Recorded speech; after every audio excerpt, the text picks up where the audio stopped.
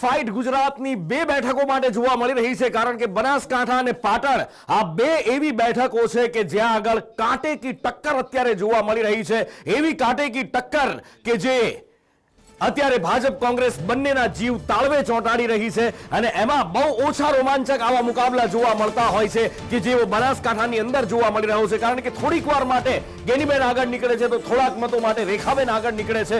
છેક છેલ્લે સુધી આ રસ્સાકસી જોવા મળશે. ભાગ્યે જ ક્યારેક આવી ફાઇટ જોવા મળી હોય છે અને ગુજરાતની અંદર તો કદાચ 2009 પછી આ રીતનું ચિત્ર આજે જોવા મળી રહ્યું છે કે જ્યારે અમે કહી રહ્યા છીએ કે રસ્સાકસી જોવા મળી રહી છે. દર્શકોની અંદર, જનતાની અંદર, લોકોની અંદર પણ અત્યારે ઉત્સુકતા છે. 27 મતોથી અત્યારે રેખાબેન આગળ છે. હમણાં થોડી વાર પહેલા આપણે જોયું હતું 50 મતોથી ગેનીબેન આગળ હતા. એના પછી 1300 મત, 2300 મત, 5000 મત, 27 મત, બસ આ જ ચાલી રહ્યું છે અત્યારે કે જેમાં સમીકરણો તરત બદલાઈ જાય છે. ક્ષણભરની અંદર સમીકરણો બદલાતા દેખાઈ રહ્યા છે અને આખરે કોણ જીતશે એનો સવાલ અત્યારે કાર્યકર્તાઓને, નેતાઓને, જનતાને, બધાને એ જ સવાલ થઈ રહ્યો છે. રોમાંચક જંગ બરાબરનો જામ્યો છે અને આવો જ જંગ પાટણની અંદર પણ જામ્યો છે. ન માત્ર બનાસકાંઠા પણ પાટણમાં પણ આ જ રીતનો જંગ જામેલો દેખાય છે.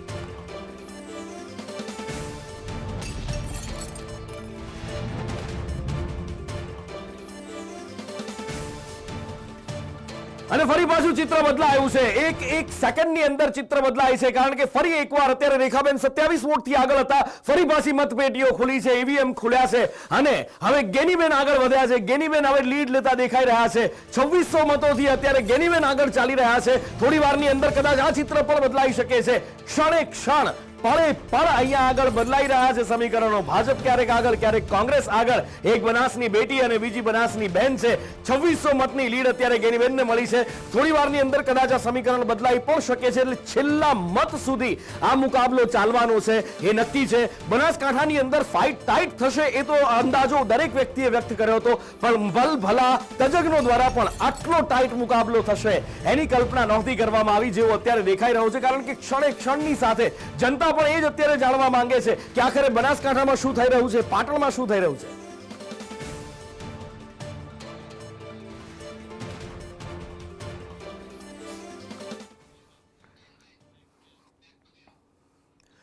તો એનડીએ અને ઇન્ડિયા આ બધાની અત્યારે પરિસ્થિતિ શું છે, આ વખતના પરિણામો છે એ ભારતીય જનતા પાર્ટી માટે ચોંકાવનારા છે. કારણ કે 400 પાર એનડીએ, 317 એટલે કે 370 બીજેપી આ નારો આપવામાં આવ્યો હતો, પણ અત્યારે એનડીએ 292 પર સમેટાયેલું દેખાઈ રહ્યું છે. 543 બેઠકોના રૂઝાન અમે આપને બતાવી રહ્યા છીએ.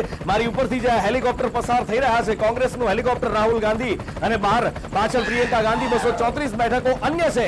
એમને અત્યારે એમની પાસે 17 બેઠકો ઉપર લીડ દેખાઈ રહી છે. હવે જોવાનું એ છે કે આ 300 બેઠક સુધી પહોંચે છે કે કેમ, કારણ કે 370 તો બીજેપી પહોંચવાનો એમને ટાર્ગેટ સેટ કર્યો હતો. 400 તો બહુ દૂરની વાત રહી. બીજેપી પણ અત્યારે 243 ઉપર 240 ની આજુબાજુ અત્યારે લીડ લેતી દેખાઈ રહી છે. બીજેપી, ભારતીય જનતા પાર્ટી પોતે આ વખતે બહુમત હાંસલ કરે એવી શક્યતા નથી દેખાઈ રહી અત્યારની પરિસ્થિતિને જોતા, આ પરિસ્થિતિને જોતા. કારણ કે 282 બેઠકો 2014 ની અંદર જ્યારે પરિવર્તનનો પવન ફૂંકાયો હતો, યુપીએ સરકારથી લોકો કંટાળ્યા હતા, એ વખતે જોવા મળ્યા હતા. અને એ પછી જ્યારે 2019 ની અંદર એક રાષ્ટ્રવાદની લહેર દેશની અંદર ચાલી હતી, એ વખતે 303 બીજેપી એકલા હાથે લઈ આવી હતી. પણ હવે આ વખતે 2024 ની અંદર કદાચ એ પરિણામોને જોઈને એમને ટાર્ગેટ સેટ કર્યો હોય, પણ મારી ઉપર તમે જુઓ છો કે આંકડા એમાં પણ બદલાઈ રહ્યા છે, પણ બહુ મોટો ફરક નથી થઈ રહ્યો. 294 બેઠકો એનડીએ ની દેખાઈ રહી છે. 232 ઇન્ડિયા ગઠબંધન અત્યારે લીડમાં આગળ ચાલી રહ્યું છે.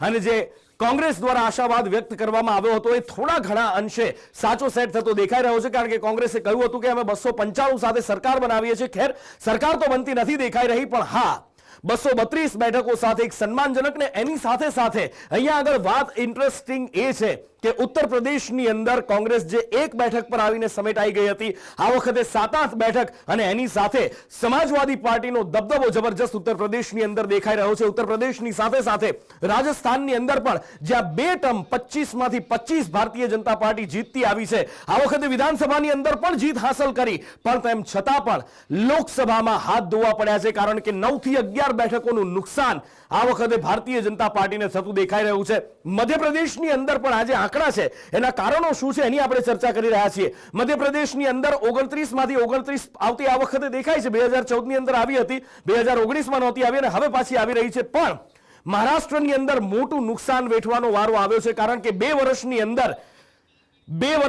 અંદર 3 વાર અહીંયા આગળ મુખ્યમંત્રી બદલાઈ ચૂક્યા છે. એનસીપી ને તોડી, એની સાથે શિવસેનાને તોડી, કદાચ ઉદ્ધવનો સાથ છોડવાનો આ નુકસાન હોય એવું તજજ્ઞો કહી રહ્યા છે. ખેર, શું કારણ છે આ આંકડાની પાછળ? અને જો બીજેપી બહુમતનો આંક પાર નથી કરી શકતી તો શું થશે?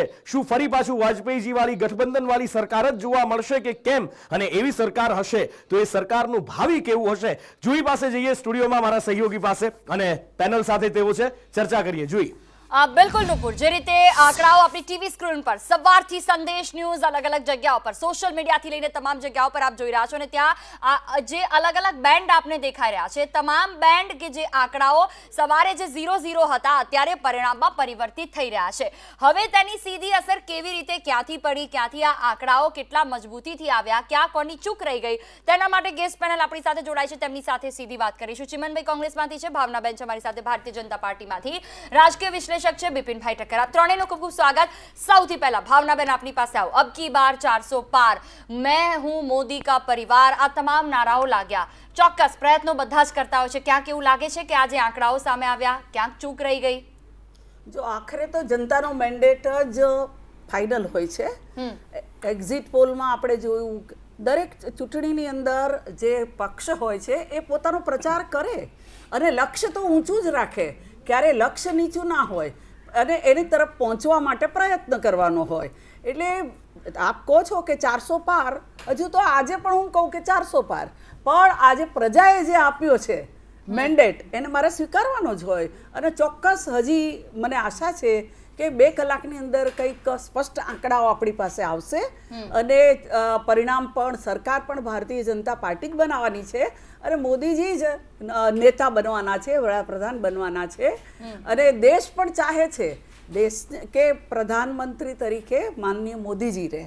એટલે આ બધા આંકડાઓ બરોબર છે. છેલ્લે જે આપણને આંકડો બતાવશે એ આંકડામાં સ્પષ્ટ આપણને સમજાશે. બિલકુલ ભાવનાબેન, એક સવાલ એ પણ થાય કે ક્યાં કમલમમાં જીત માટેના ઉત્સાહ છે પણ એ સોપો પડી ગયો હોય એવું લાગે છે, કેમ કે 26 માંથી 26 ક્લિયર થશે કે નહીં હજી પણ એ ક્યાંક સવાલ ઊભો થઈ રહ્યો છે. ના, ગુજરાત માટે જો આપણે કહીએ તો 26 માંથી 26 આવશે, એમાં કોઈ શંકા નથી. ચોક્કસ માર્જિન બહુ નહીવત રહેશે, પણ આવશે તો. કારણ કે જે 2 સીટ છે પાટણ બનાસકાંઠા, એની અંદર આપણે જોઈએ છે કે બનાસકાંઠાની અંદર જે બંને બહેનો છે, બંને કદાવર બહેનો છે, બંને લડવા માટે બરોબર પોતાના ફિલ્ડમાં કામ કરેલું છે, પાર્ટીએ પણ કામ કરેલું છે બંને. એટલે એમાં કેવું છે કે એ બંને વચ્ચેની ફાઇટમાં ક્યાંક થોડા માર્જિન સાથે ચોક્કસ ભારતીય જનતા પાર્ટી જીતશે.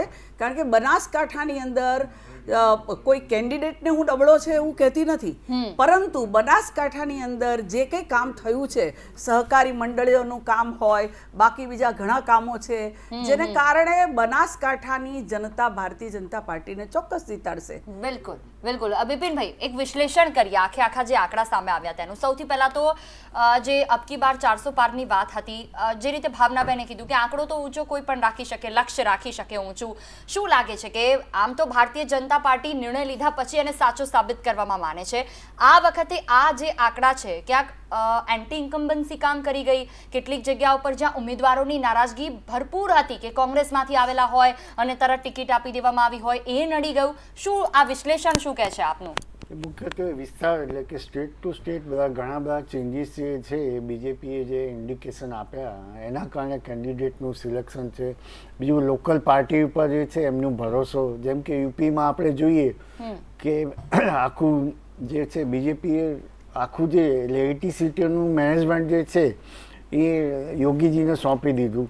એના કારણે આખું એ એમનો જે ભરોસો હતો કે ભાઈ આ 80 સીટો ઉપર જે છે મુખ્યત્વે 62થી 72 થશે, એની જગ્યાએ 62થી હાલમાં જે છે એ 32 થઈ છે.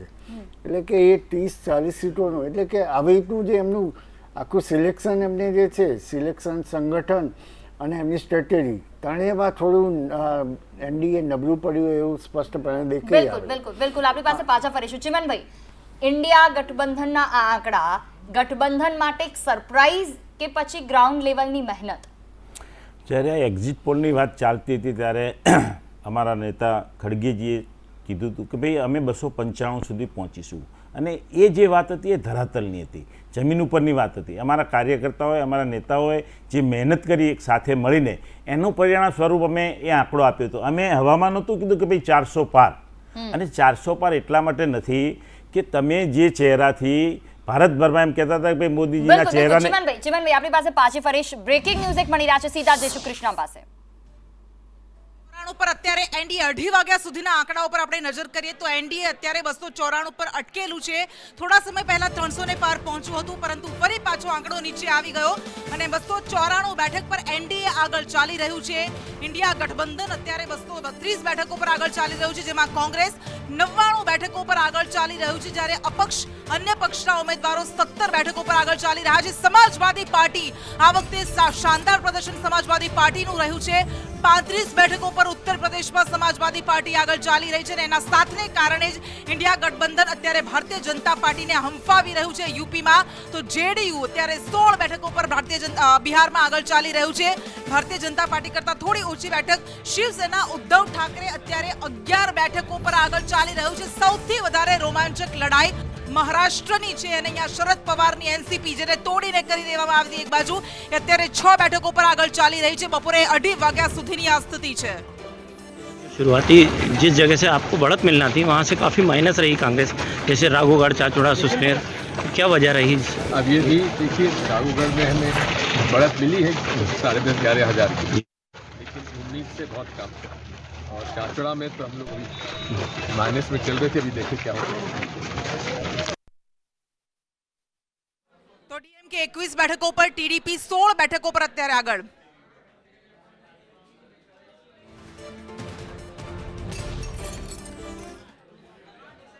અને ભૂતકાળના આંકડા અને અત્યારે વર્તમાનમાં જે ચિત્ર સામે આવી રહ્યું છે એની સરખામણી આપણે કરીશું, તુલના આપણે કરીશું. સહયોગી નુપુર જોડાયેલા છે. Nupur, over to you. બિલકુલ, અને 2014 2019ના એ આંકડાઓ જે કહી રહ્યા છે અને અત્યારના આંકડા જે કહાની બયાન કરી રહ્યા છે, કદાચ ભારતીય જનતા પાર્ટી એ આંકડા જોવાનું પસંદ નહીં કરે, કારણ કે જે આંકડા છે જનાદેશ જે 2019ની અંદર એકલા હાથે 303 બેઠક ભારતીય જનતા પાર્ટી જીતીને આવી હતી, અત્યારે 240 ઉપર અટકેલી છે. 240 થી આગળ કદાચ 243 44 સુધી ગઈ છે, પણ આ વખતે બહુમત સુધી પણ પહોંચે એવી શક્યતા નથી દેખાઈ રહી અત્યારની પરિસ્થિતિને જોતા. અને આ 2019ના એનડીએ ના આંકડા 303 તો ભારતીય જનતા પાર્ટી એકલા હાથે જીતીને આવી, પણ સાથી પક્ષોની મદદથી 353 પર પહોંચ્યા હતા 2024ની અંદર. એટલે કે અત્યારે આજની સ્થિતિએ આ ક્ષણે 293 બેઠક ઉપર એનડીએ ગઠબંધન અટકેલું છે. નારો આપવામાં આવ્યો હતો ઇસ બાર અબ કી બાર 400 પાર, બીજેપી 317, પણ એમાંથી એક પણ થતું અત્યારે નથી દેખાઈ રહ્યું. અને ઇન્ડિયા ગઠબંધનની શું હાલત હતી એ વખતે? યુપીએ ગઠબંધન હતું, 91 બેઠકો ઉપર આખું ગઠબંધન સમેટાઈને રહી ગયું હતું, અને અત્યારે તમે જુઓ કે ફિનિક્સની જેમ પાછું ઊભું થયું છે. 233 બેઠકો ઉપર અત્યારે બળદ બળાવી લીધી છે, બળદ મેળવી લીધી છે. નો ડાઉટ યુપીએ કરતા અત્યારે બીજા ઘણા બધા સાથી પક્ષો પણ જોડાયા છે. આ વખતે બધા જ વિપક્ષો એક થયા છે મોટા ભાગના, અને એનું આ કારણ છે. કોંગ્રેસ ક્યાં હતું એની જો વાત કરીએ, 2019ની અંદર માત્ર 53 બેઠકો ઉપર કોંગ્રેસ સમેટાઈ ગયું હતું. આ વખતે કોંગ્રેસની અંદર નવો પ્રાણ ફૂંકાયો છે. 100 બેઠક. વડાપ્રધાન નરેન્દ્ર મોદીએ આ વખતે દાવો કર્યો હતો કે શહેજાદાની ઉંમર કરતા પણ કોંગ્રેસની ઓછી સીટો આવશે, પણ કોંગ્રેસ 100 ને પાર કરતું અત્યારે દેખાઈ રહ્યું છે. 100 ઉપર તો પહોંચી જ ગયું છે. ગુજરાતમાં શું પરિસ્થિતિ? 2014 ગણો કે 2019 ગણો, એક જ સ્થિતિ હતી. 26માંથી 26. આ વખતે 24 બેઠકો ઉપર ભારતીય જનતા પાર્ટી સરળતાથી જીતી રહી છે. 2 બેઠકો ઉપર રસ્સાકસી હજી પણ ચાલી રહી છે. પાટણ અને બનાસકાંઠાની અંદર ક્યારેક ભાજપ આગળ, ક્યારેક પાછળ ચાલી રહ્યા છે, એટલે રસ્સાકસી અહીંયા આગળ છે. 2 બેઠકો ઉપર શું પરિણામ આવે છે એ જોવાનું છે. કોંગ્રેસ તરફી પણ પરિણામ જઈ શકે છે, અને પરિણામ જઈ શકે છે ભારતીય જનતા પાર્ટી તરફી પણ.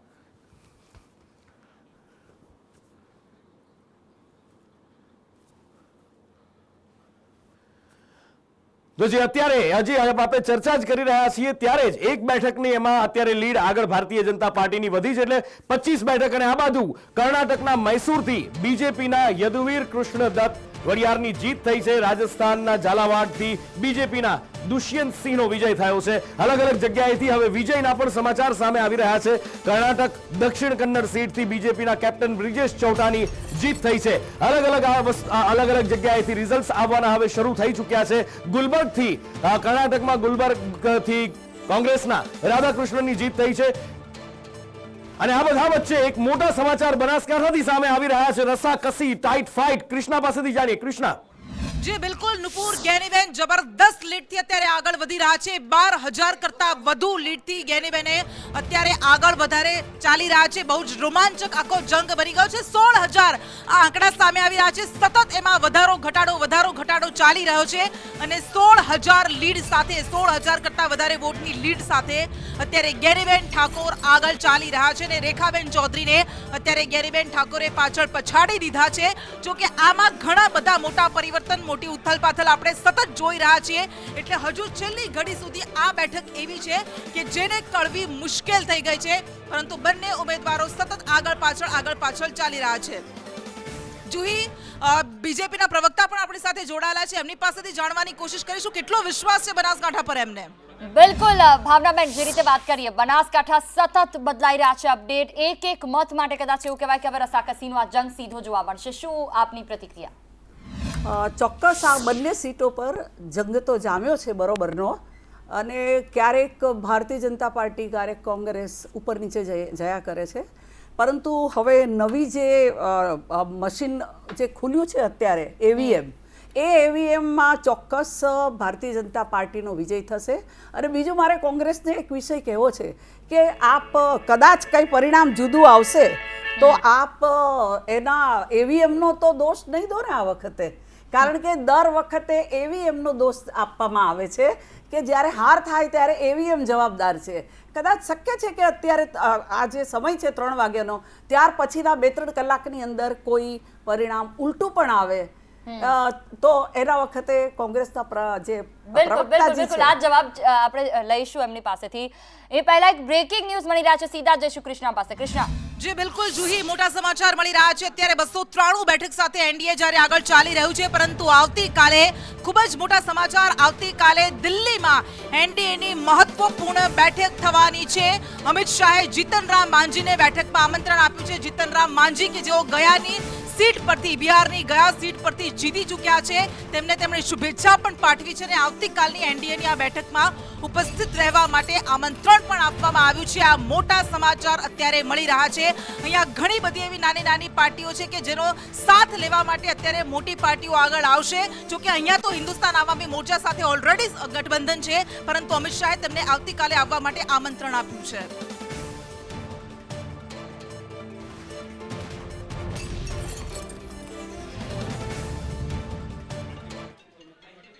અને મોટા સમાચાર મળી રહ્યા છે ઉત્તર પ્રદેશની એ 2 બેઠકોથી, અમેઠી અને રાયબરેલી આ બેઠક. પરંતુ અમેઠીમાં જ્યાં સ્મૃતિ ઈરાની, કેન્દ્રીય મંત્રી સ્મૃતિ ઈરાનીને કિશોરીલાલ શર્માએ જબરદસ્ત ફાઇટ આપી છે. પરંપરાગત બેઠક હતી આ કોંગ્રેસની અને ગત વખતે તેમાં ગાબડું પાડવામાં સ્મૃતિ ઈરાની સફળ રહ્યા હતા, પરંતુ ફરી એ બેઠક પાછી મેળવી લીધી છે કોંગ્રેસે આ વખતે. અને 96,000 મતથી કોંગ્રેસના કિશોરીલાલ શર્મા અત્યારે આગળ ચાલી રહ્યા છે. ગાંધી પરિવારના ખૂબ નજીક મનાતા કિશોરીલાલ શર્મા છે. સતત 4 દાયકા સુધી તેમણે અમેઠીમાં કોંગ્રેસને મજબૂત કરવા માટે કામ કર્યું છે. કિશોરીલાલ શર્મા, જેના પર ભારતીય જનતા પાર્ટીના નેતાઓએ તેને ગાંધી પરિવારના ચપરાસી કહીને તેમની મજાક ઉડાવી હતી, એ જ કિશોરીલાલ શર્મા અત્યારે સ્મૃતિ ઈરાનીને હંફાવી રહ્યા છે. 96,000 વોટથી અત્યારે કિશોરીલાલ શર્મા આગળ વધી રહ્યા છે. અને રાયબરેલી બેઠક તો કોંગ્રેસ તો હંમેશા ગઢ રહી છે, ગાંધી પરિવારનો ગઢ રહી છે. ઇન્દિરા ગાંધીથી લઈને સોનિયા ગાંધી સુધીની એ વાત હોય, અને આ વખતે રાહુલ ગાંધી આ ગઢ પરથી જીતી રહ્યા છે. રાયબરેલી બેઠક પરથી રાહુલ ગાંધી જબરદસ્ત લીડ સાથે આગળ વધી રહ્યા છે.